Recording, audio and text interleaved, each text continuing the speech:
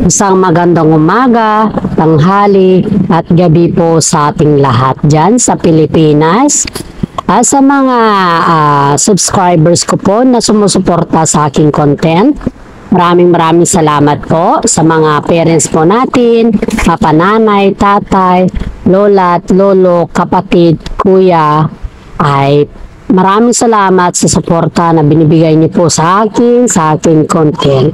Lalong-lalo na po sa ating Panginoong may kapal dahil binibigyan po niya tayo ng wisdom, knowledge, and understanding para makabuo po ng aking content or sa ating content ng update sa ating itulo sa buhay. Mabuhay ka Panginoon at salamat din sa pang-araw-araw na binibigay mo sa amin na pagkain at hindi lamang po yan, kundi maraming salamat din po sa binibigay mo sa amin na buhay na kung saan po ay lahat ng problema ay nalulutasan namin dahil po sa iyo. Dahil nananalig po kami sa iyo at yan po ang aking dasal at pasasalamat po. God bless po sa ating lahat. Umpisa. Okay, alright. Umpisahan na po natin ang Kim Pao update at iba pang showbiz ganap.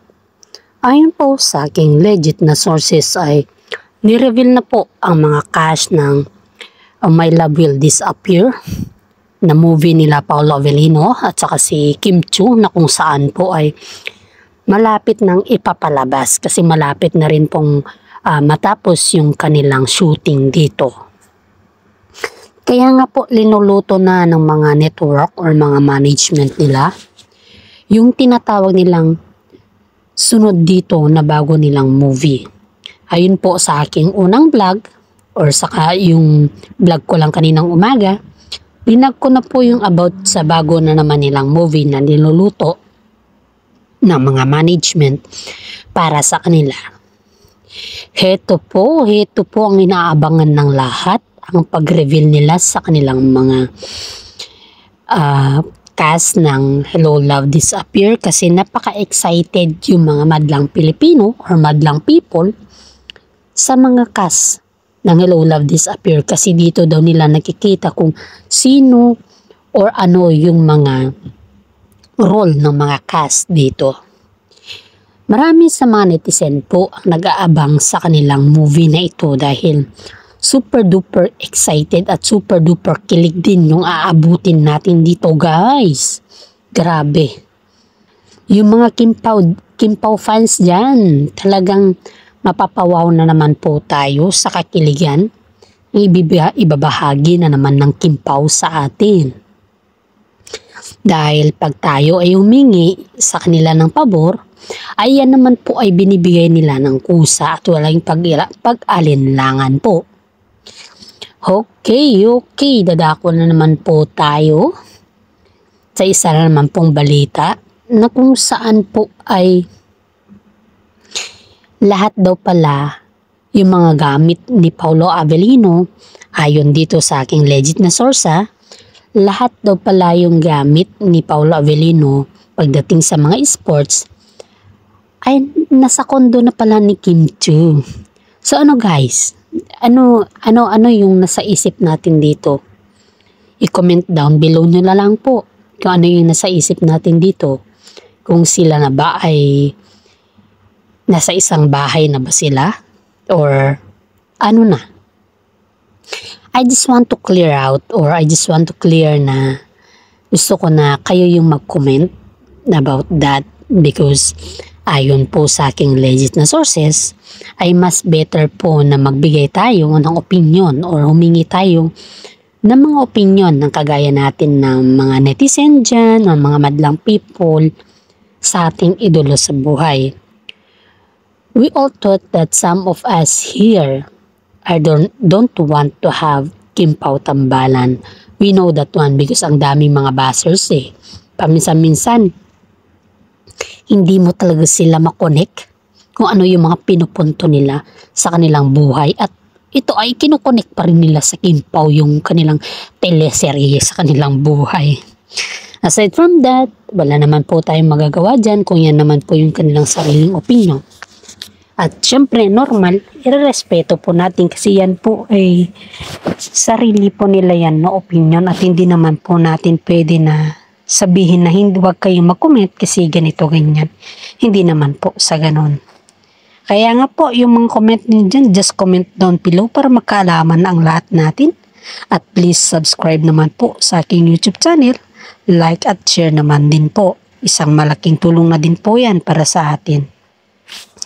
Okay guys, balik po tayo sa kondo ni Kim Chiu na kung saan ay nag-live shooting kasi si Kim Chiu doon at nakitaan na may gamit si Paolo Avellino sa mga sport fest niya, yung mga ginagamit niya sa kanilang mga running. Nakita kasi, syempre, sa kalitliitan naman ng mga bagay-bagay sa kondo ni Kim Chiu, ay yun pa talaga yung nakita ng mga netizen, yung gamit ni Paolo Avellino. Sa dami ng gamit dun, gamit talaga ni Paolo Avellino yung na-spotted talaga dun. Sa dami talaga ng mga bagay-bagay, talagang kita mo naman yung pagbusisi ng mga netizen sa mga gamit ng Kim Pao. Bilib ako dito. Hinahanap pa ata yung brief ni Paolo. Joke lang, nagpapatawa lang po ako. Siyempre, it's been normal na may mga gamit din kasi si Pao doon kasi nga tuwing sila ay gumagawa ng exercise, syempre nagpapalit si Paolo Avellino. And at the same time ay ganoon naman kaalaga si Kim Chiu kay Paolo Avellino eh. Talagang asikaso si Kim Chiu kay Paolo Avellino. At kita naman natin yung paghagot ng kamay ni Kim Chiu nung may sakit si Paolo Avellino eh. Kita mo yung may hika-hika siya, kita mo yung alaga ni Kim Chiu dun eh, talagang wife na wife ang dating guys. Kaya dito sa atin po ay wag na tayong magtaka kung bakit may mga gamit si Paolo Avellino dun sa kondo ni Kim Chiu. Okay, bigay po tayo ng blind items natin for today. Heto na guys, nakipag-usap ang Kim Pao Tambalan sa isang businessman na kung saan po ay gusto nilang palaguin yung kanilang negosyo at gusto rin po nilang magkaroon ng sarili nilang negosyo for the intention na yung intention kasi ng dalawa is for the future. Kaya maraming mga netizen po ang humahangad na sana yung kanilang negosyo ay hindi matulad sa Katniel. Kasi ang Katniel noon ay nung nag-break din sila, nag-break din yung kanilang negosyo. Sana naman po, pagdasal natin guys na kahit tumantong sila sa kasalan, wag lang sila maghiwalay kasi lahat ng mga bagay-bagay na yan, pagdating sa pag-ibig, ay talagang porsigido si Kim Chiu at yan talaga yung gusto niya. Yung lahat naglalas at may forever. Kasi matagal naman na si Kim Chiu na hiwalay na kay si Yan Lim. Almost a year na pero kinip secret lang nila yan dahil ayaw nila mabuwag yung kanilang tambalan din. Sa pagsa-showbiz kasi, pag ikaw ay may ka-love team, kasi love team kasi ang umpisa nun eh. Pag ikaw kasi may ka-love team, siyempre aalagaan mo yun eh, dahil may management kayo nag-aalaga sa inyo. At hihintayin nyo yung talagang sinasabi nila na kailan nila sasabihin sa madlang people ba. Yun yung kasi yung hinihintay ng mga netizen pag yung may love team, tapos, siyempre of course, hindi mo yan maiiwasan. Aside from hindi mo siya maiiwasan, normal lang kasi na magkaroon ng mga alitan yung mga love team, lalo't yung kaalitan mo is yung sikat na sikat. Ito nga, sila Kim Chiu nga at saka si Paolo Avellino, sikat na sikat sila pero ang daming nambabas din sa kanila. Pero yung mga bashers na yan, wala po silang truthfulness sa kanilang mga sinasabi. Kasi nga, sabi nga sa atin dito, ayon po dito sa comment ni Madam na senior citizen, hello vlogger, paki-adjust naman po yung mga buzzers, paki-control naman po. Dahil dito po ako sa California at ako po ay nag-aabang tuwing may mga updates ka. Napaka-excited mo kasi pakinggan halos kasi detalyado. Pinakamasarap kasi dyan, yung boses mo ba, dahan-dahan at very clear sa lahat ng bagay. Inuulit ko po, isa po akong senior citizen na naghahangad po ng update ng Kim Pao. Sana naman po pakikontrol. Ang akin lang pakikontrol ang mga bashers. Sana naman sa mga bashers yan, wag namang ialam kasi nga, kung wala ka naman magandang sasabihin, wag ka na lang mag-comment ng pangit din. Oh wow, na wow. So palpal na naman dito yung mga bashers dyan. Kasi alam naman din natin na lahat ng mga bashers dyan ay karamihan talaga dito ay negative thinker. Kumbaga ba walang pakialam sa mundo. At saka hindi lang po yan. Iniisip din po nila yung kanilang ibang mga tambalan na hindi marunong umadjust din sa kanila. Which is they are very nice and they are very quick and understanding. They are very gorgeous. Gorgeous means is isa sila sa mga bagay-bagay na mapagbigay sa lahat. At iyan po ay si Kim Pao lang yan. Tambalang Kim Pao. Sa mga negative thinker dyan na nagsasabi na sino yung businessman na kinuusap nila Paolo Avellino at saka si Kim Chiu. Magbigay po ako ng clue. Kasi si Kim Chiu kasi mahilig sa bag at yung business kasi nila na gusto nalang ipatayo is yung parang about sa designing.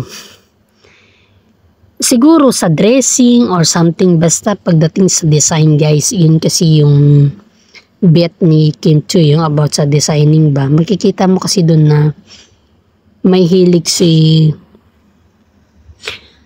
Kim Chiu sa mga design at syempre kinalakihan niya kasi yun eh. Ang arte-arte ni Kim Chiu pagdating sa kanyang mga damit, kanyang mga isusuot. Lahat kasi yan may mga detatak yan. At napakasimple ni Kim Chiu pag tignan mo. Sipin mo to kapag ikaw ay may design at marunong ka sa design, dapat yung business mo is about din sa design. Like Kim Chiu, parang yun kasi yung point nila na magkaroon ng, wala naman sinabi ng legit na dressing, pero ang sarili kong opinion is about, kasi ang dressing is a design eh. Gawa ka ng design bago ka makaproduce ng dress. Or else, di naman mahilig si Kim Chiu ng mga restaurant eh. As long as if may nag-convince sa kanya. Pero ang alam ko dyan is about sa dressing gown. Parang ganun. Kasi nabas si Kim Chiu about sa gown and then she want to make her own fashion gown na siya na mismo yung nagmamay-ari at hindi na siya magrarenta. Parang ganun yung point. Okay. Tungayan na naman po natin dito. Isa siyang sikat na transwoman. Naamin niya naman sa publiko na isa siyang transwoman eh. Lahat ng mga anak niya is made of gawa sa ibang bansa po. Di na lang po natin banggitin kung ano yun.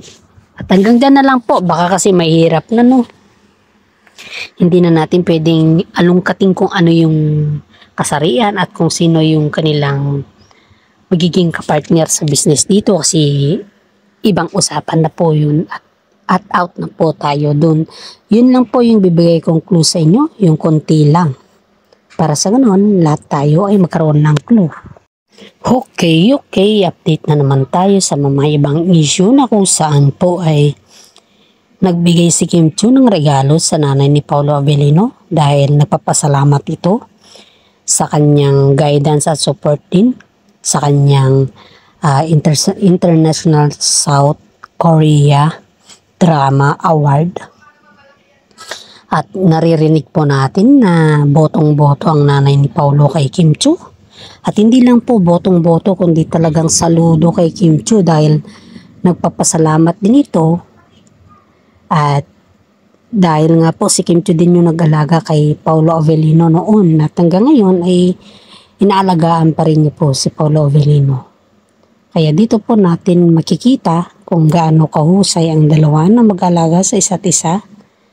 At ang katumbas nun ay pasasalamat ng parents ni Kim Chiu or parents ni Paolo Avellino kay Kim Chiu dahil marami dito sa mga netizen ang gustong mapatunayan sa kanilang sarili na ang Kim Chiu ay welcome na welcome sa pamilya ng Avelino.